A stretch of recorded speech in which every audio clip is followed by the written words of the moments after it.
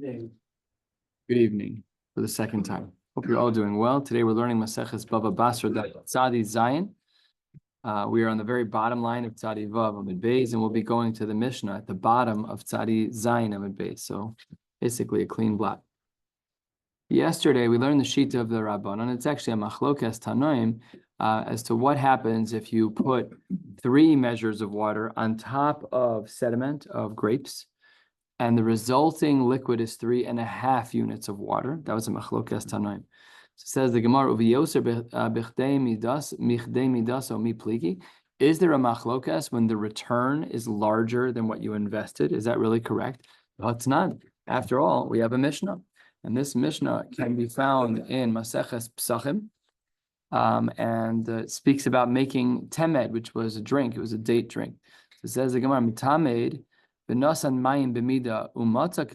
if a person's going to make temed, they're going to make some type of beer. And what they did is they put in, let's say, 3 cups of liquid, and they put it on top of shmarim. And the result was that they ended up with the same amount of water, but now it's flavored like the shmarim. It's flavored like wine. So the Tanakama holds putter.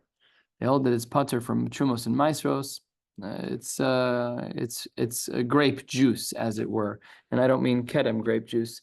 I mean like grape drink, and it's shahakol. And it's also pater for meiser.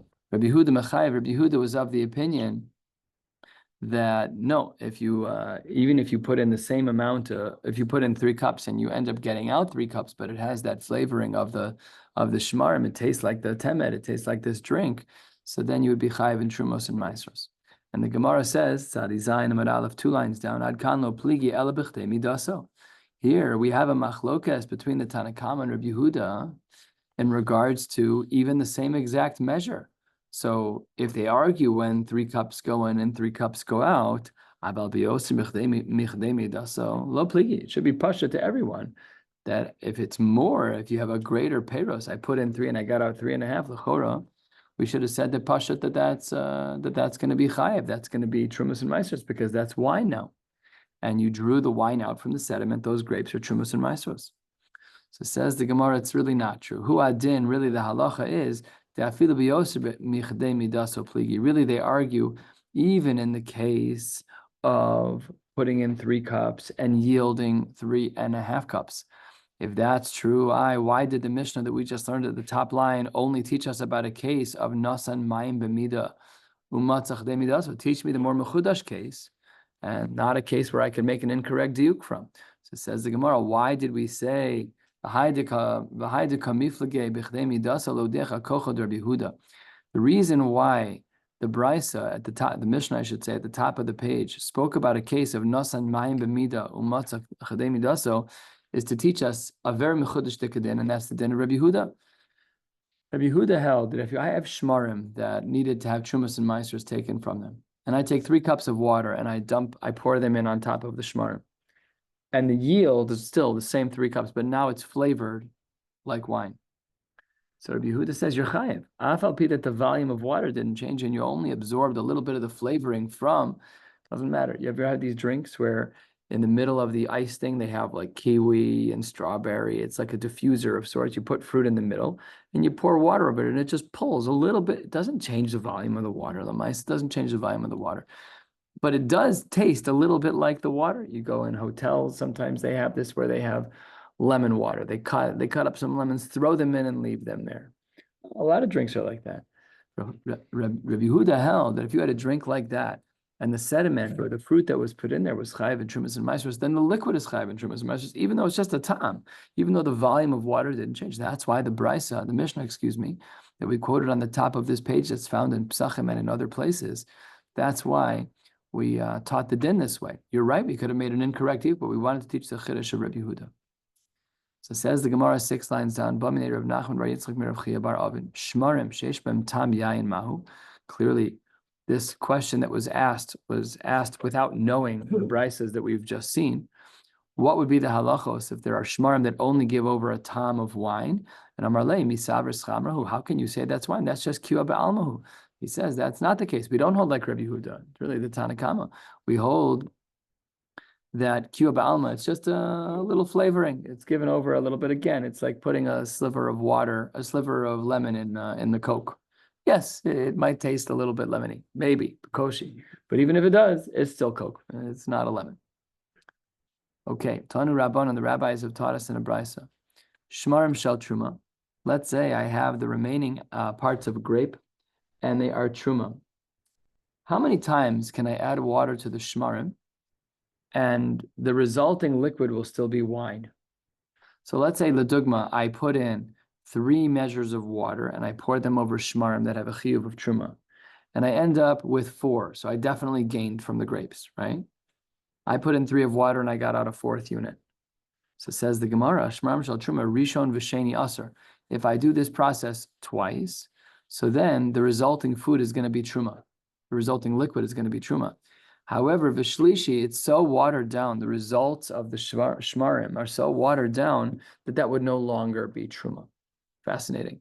Meaning, the Gemara is giving us an upper limit as to how many times you can utilize the shmarim and have it still be chayiv in truma, or equivalently, have it be that the bracha is borei pri hagafen.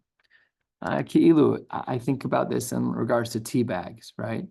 So let's say that the leaves in the tea bags were chayiv in trumas and maasros. How many cups of tea can you make with the tea bags and have the tea still be chayiv in trumas? It's not forever. So here, in a similar vein, we would have said up to 2 times. Rishon v'sheni aser. You can use the shmarim twice to make a liquid. That liquid will still have a din of truma, but the third one is mutter. That can even be eaten by a chulin, by a regular person. But Meir argues, Rameir Omer af shlishi b'nosein tam. The third one, even if I were to make a third batch of wine with these initial shmarim that were truma, if it has the nosein tam, if it still has a flavoring of the shmarim, so then he holds that that's still truma. Now, all of that's in regards to truma. What about b'shel meiser? And this is a reference to meiser sheni, which needs to be eaten in Yerushalayim. So here, rishon aser, you can only make 1 batch and still have it be begeder meiser sheni, but sheni mutter. If it were to be that you tried to use these shmarim again, so then you're no longer in the category of meiser sheni, because now you're further removed. Rameir argues here too. Rameir Omer af sheni b'nosein tam. He says that if you make it a second time, and it'll still have a din of meiser sheni if it still has a flavoring. If the water that you added picked up from the shmarim, it'll still have a din of meiser. So we spoke about truma, machlokes tanakama Reb Meir. We spoke about meiser sheni, machlokes tanakama Reb Meir. Here's yet another case, 3 lines, a third of the way down. Shel hektish, if we're talking about hektish, shlishi aser v'revi'i mutter. But when it comes to hektish, if the fruits, the sediment that we're using to make the batches of wine, if those are actually hektish, so then you can make up to and including 3 batches, and all 3 of them will be hektish. However, v'revi'i mutter. If I try to make a 4th batch on that sediment, which is hektish, so then the result will not be that it's not hektish, it's regular chulin. And here too, for the 3rd time, Reb Meir Omer afravi b'nosein tam, that even by hektish, even when we're going to be super machmer on hektish, that even 3 batches would be hektish according to the Tanakama. Reb Meir's machbid that even the 4th would be. Now, as you can see, we have truma, meiser, and hektish, machlokes Tanakama and Reb Meir in all 3 cases. However, Uramini, we have another brisa that seems to go against this. Shel hektish la'olam aser. When it comes to hektish, it's not machlokes 3 versus 4, like we just saw, that the Tanakama holds that you can make 3 batches and they'll be hektish, but the 4th won't, and Reb Meir argues, no. As long as you're drawing anything out, that is still going to be aser. Shel meiser la'olam mutter. And with meiser sheni, it's always mutter, meaning that with meiser sheni, you can't do any watering down. If I have grapes and I pour water over them and they're meiser sheni, that will never be meiser sheni. So this is a big problem, because the initial brisa that we learned had a machlokas between the Tanakama and Reb Meir and Rabbi Yehuda, in those 2 cases of hektish, and then by meiser sheni. Yet this brisa says that there's no machlokas at all. It's dvarim pshutim. That by hektish it's always aser if it picks up flavor, and by meiser sheni it's always mutter even if it picks up flavor. And therefore, kasha hektish hektish, it seems to be that from the 2 brisas we have a stira between the hektishes, and kasha meiser meiser. So the Gemara responds as follows, halfway down. Gemara says, hektish hektish lo kasha, when it comes to the hektish cases, where in one case we saw machlokes Tanakama and Rabbi Yehuda, And in the other case, we were categorical that as long as it picks up a flavor, it's always going to be aser. So kan b'kedushas haguf. One's talking about the kedushas haguf, and there, in regards to kedushas haguf of the drink itself, that's la'olam aser. That was the second brisa. And kan b'kedushas damim, one's talking about its dollar value. There, that depends. The dollar value dissipates at some point. Machlokes Tanakam and Rabbi Yehuda.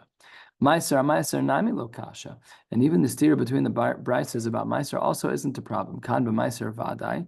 When we said that there's a limit to the Meiser Sheni, where the Tanakama held that Rishon is Aser and Sheni is Mutter, that was by vadai. But kan b'Meiser Dmai, but by Meiser Sheni, that's Dmai, Safek Ma'usar, Safek Einu Ma'usar, because that's what Dmai is. We're not sure if the Meiser was taken off. In that case, we're going to be Mekel. That's why it's La'olam Mutter without a Machlokas, so there's no Machlokas about it. The Gemara continues 2/3 of the way down. Amar Rabbi Yochanan, Mishum, Rabbi Shimon ben Yehud Tzadak, Kederach Sha'amru le'inyan Isuran, Kach Amru le'inyan Hechsheran. Just like we learned the halachos above in regards to Isuran, in regards to the lengths at which we would say that there still is going to be a chiyuv. Namely, do we say by hektish that it's 3 batches that's still going to be hektish and the 4th isn't? So we would learn about all these Isurin. So the same thing is true. Kach amr le'inyan hechsheran. The same thing is true in regards to whether or not the liquid is going to be considered as something that can be machshir l'tuma. We've discussed this dozens of times in Shas, that we know that there are 7 liquids that can create for a transfer of tuma yad shachatam. And when it comes to these 7 liquids, says the Gemara, when it comes to these 7 liquids, whatever the status is by the Isser, namely, if it's grape until the 3rd time, but not the 4th, then only until the 3rd time is it going to be mukhshar l'tuma. But it's once you hit the 4th, it's no longer possible to do that because now it's not yayin anymore. So it says the Gemara, hechsheran demai. I don't understand what you're saying. What do you mean? What do you mean it's mukhshar? I demaya achshuri mechashre.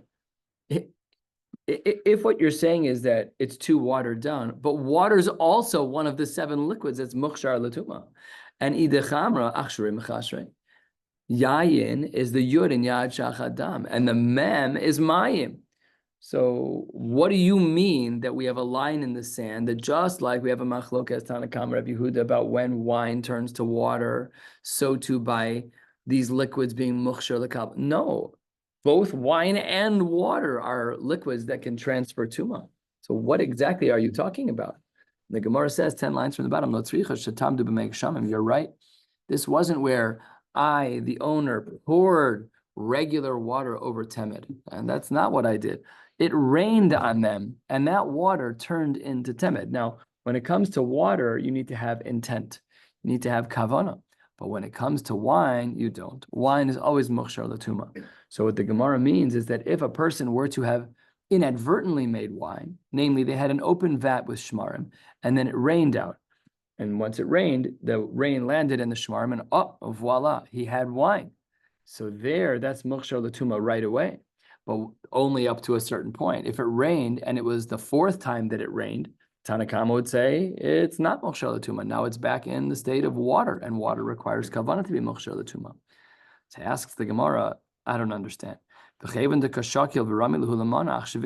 Once you see that wine is made, so let's say it rained on January 1st on top of the shmarm, and look at that, magical wine.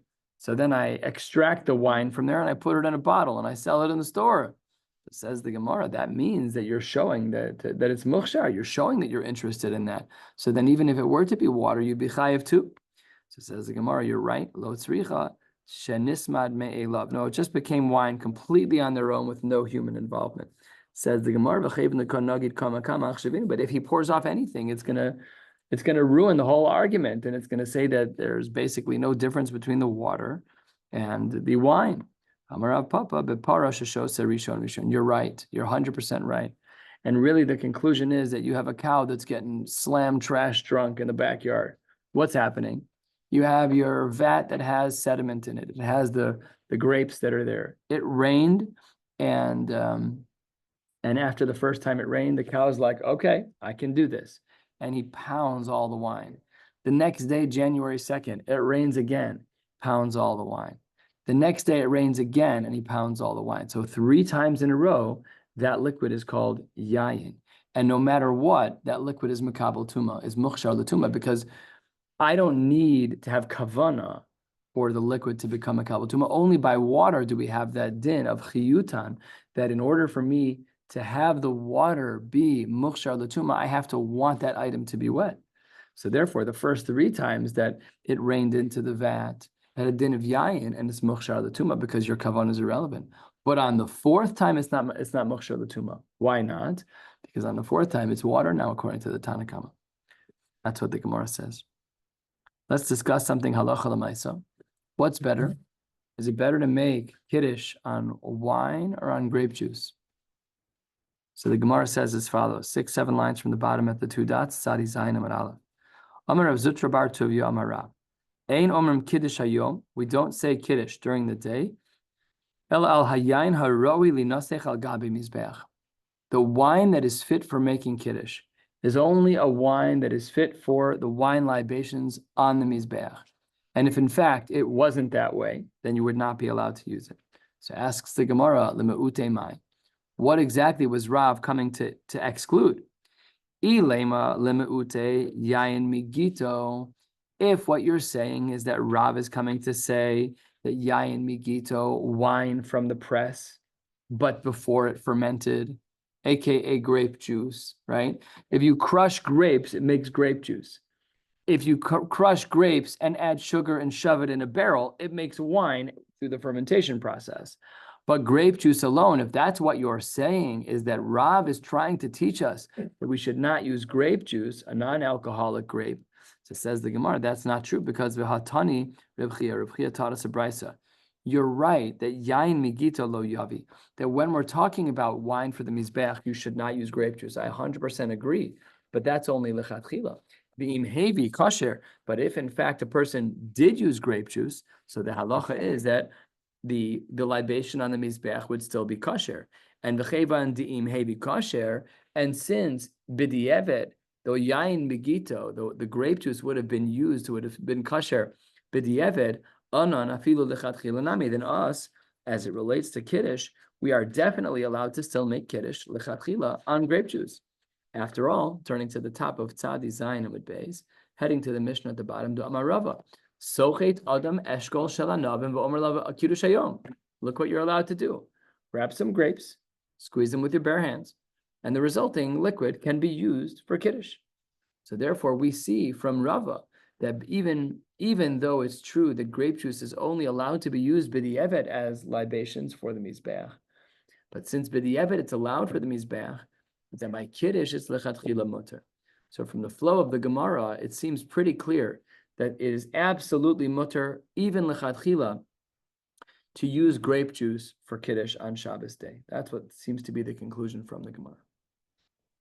Ve'ela lemeute, maybe you want to say that when Rav said that the kiddush hayom has to be something that's ra'oi lemizbeach, maybe what he was excluding was mipiha or mishuleha. Maybe you're talking about the wine right at the top of the barrel where there's kind of like some impurities, or mishuleha at the bottom where there's sediment.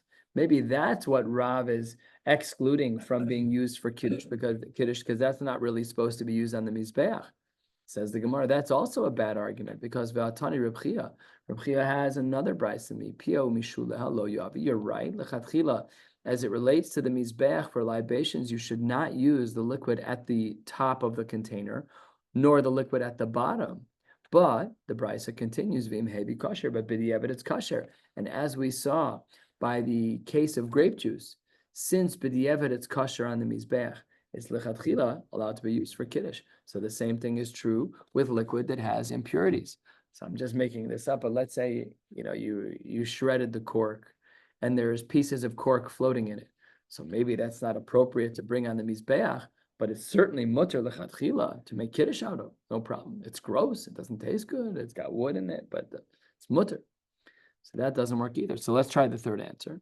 Ve'ela lemeute, maybe you want to say Rav is coming to exclude yain kushi, a very, very dark wine, yain borek, which is a very light wine, hilistone, a very sweet wine, shel martef, cellar wine, which was apparently very bad, shel tzimukim, wine that's drawn out of raisins after they've already been mostly dehydrated.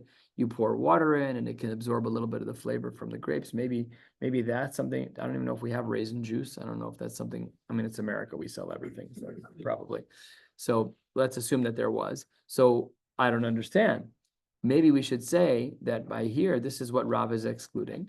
And why would we assume that? Because there's a brisa that says they should not be used for the mizbeach.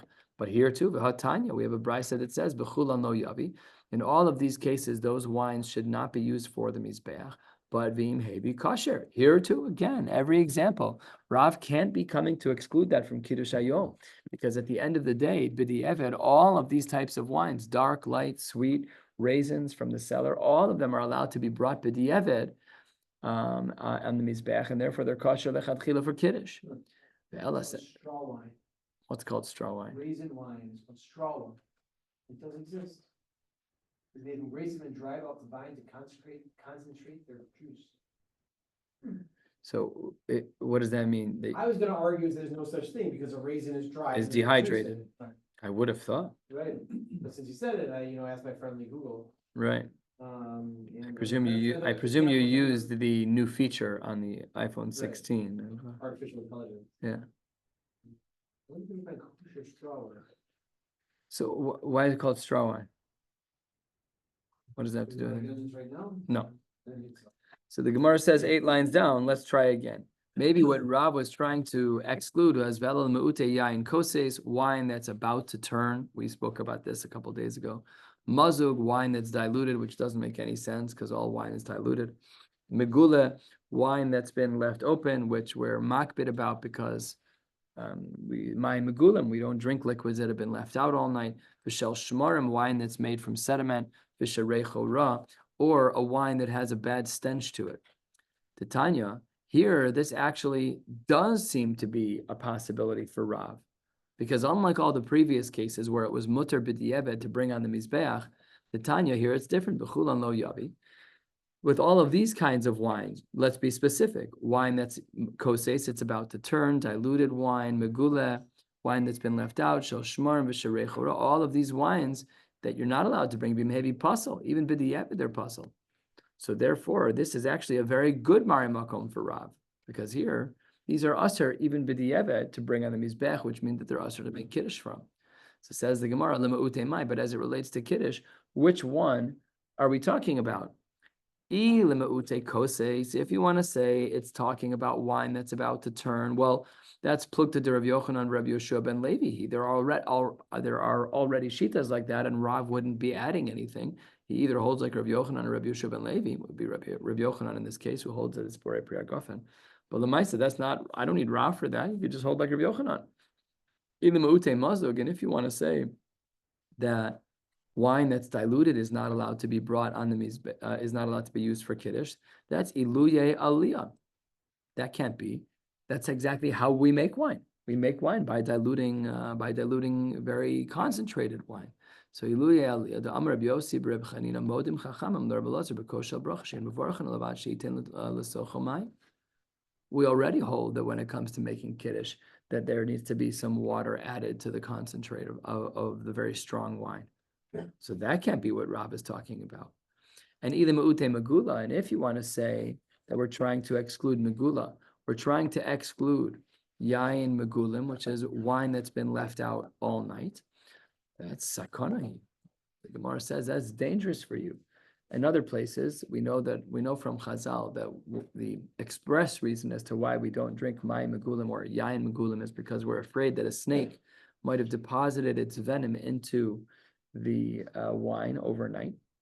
Not very likely, but nevertheless, out of concern, that's a sakana, and therefore we don't drink it. The Vilna Gaon here is of the opinion that whenever we see a rabbinic injunction, and this is really important for all of the people who are very cynical and critical of halacha, it's very important to recognize that the reasons that we see on the surface are only the reasons on the surface. On the surface, we see a concern from Chazal that perhaps a snake deposited its venom into a liquid that was megula all night. But Lamaisa said the Gra holds that there's 100 concerns. We just don't see them all. The one that the Chachamim decided to share, they shared for a specific reason, but there are plenty of other concerns. And even if you can solve for it, you really should still be very careful. So that's why when there are dinei derabanan that we don't understand, we should still be keeping them. We should still be keeping them.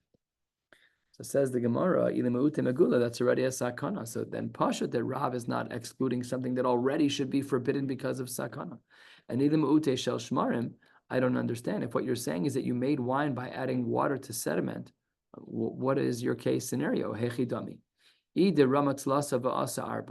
If you put in 3 measures of water and you resulted with 4 when you factor in what was extracted from the shmarim, that's chamra ma'aliyahu. There's no way Rav would say no to that. That's literally the perfect ratio of wine, of 3 parts water to 1 part wine. Of course, he's going to say that's okay. And if in fact you put in 3 measures of water and the result was 3.5, this we started with today, that's plukta de Rabbanan v'achermi. That's already a machlokas over there where we already have shita. So Rav would be adding nothing at all. Says the Gemara, you're right. It must be that the chiddush of Rav is from the last case mentioned in the Brisa. What Rav is saying is that you're not allowed to make kiddush on wine when it's recho ra, when there is a wine that doesn't have a good smell. The Mefarshim here explain, it's not that the wine doesn't smell good, it's that the barrel doesn't smell good. But when you take the wine out of the barrel, it actually is fine. It smells fine and tastes fine. But he said that's pasnish. So let's say you have, we don't have the equivalent really because we don't use barrels. But let's say the outside of your grape juice bottle is covered in spoiled milk. So he'd say that's pasnish. You should not be using that for kiddush. You should first wash off the bottle or decanter and put it in another container. That's not right. So maybe that's what Rav is saying. V'i by Seima, 10 lines from the bottom. There are those who say that perhaps Rav was actually excluding another case scenario from making Kiddush on Shabbos day. V'i by Seima, la'olam l'ma'ute megula.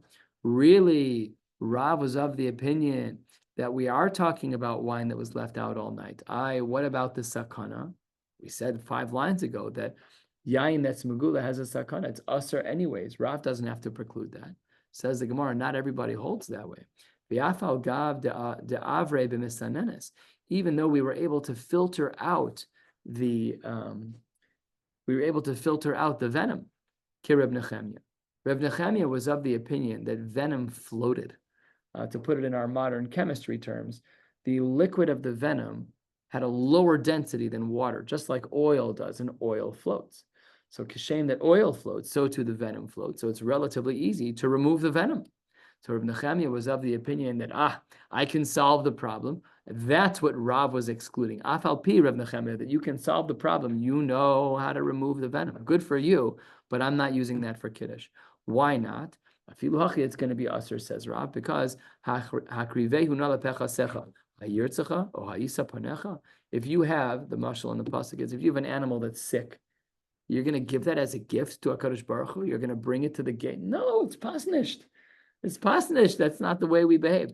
You don't give a trash gift to someone. That's not nice. It's not right. So you have wine that used to have venom in it, and you found a way that's still not shaykh to bring on the mizbeach, and it's certainly not shaykh to make kiddush out of. So that is what the Gemara concludes that Rav was saying. Again, 2 possible answers. Either it's reicho ra, the barrel smelled funny, the container smelled bad, or like Rav Nechemia says, that we're able to solve for the wine, but we know how to remove the venom. Says Rav, I don't care if you know how to remove the venom. That's not the kind of thing that you bring forth on a Shabbos table and make kiddush out of. Last but not least, Ba'minei Rav Kahana, Chamua de Rav Mesharshia me Rava. Rav Kahana, who was the father-in-law of Rav Mesharshia, asked a shaila to Rava. Chemar chavaryan mahu. What about white wine?